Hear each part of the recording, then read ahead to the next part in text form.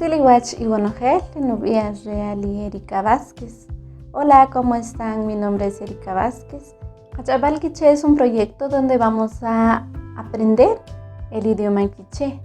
Es un espacio abierto, ya que muchas veces no contamos con los recursos, con el tiempo, con la disponibilidad para asistir a alguna academia de lenguas o porque simplemente no tenemos acceso al idioma. Claro que también el proyecto Cachabal Quiché es para gente que no está en nuestro país o personas extranjeras que quieran venir, conocer un poco de nuestra cultura y que necesitan de algunas frases para comunicarse con la gente.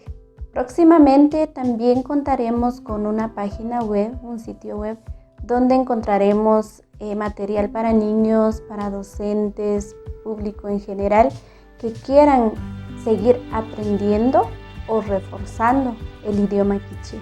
Así que sin más preámbulos vamos a iniciar con nuestra primera clase y hoy vamos a aprender los saludos. Los saludos. En el idioma quiché contamos con 3 tipos de saludos para indicar el tiempo. El primero es saqarik. A ver, repitamos. Saqarik, que significa buenos días. También decimos sheq'ij.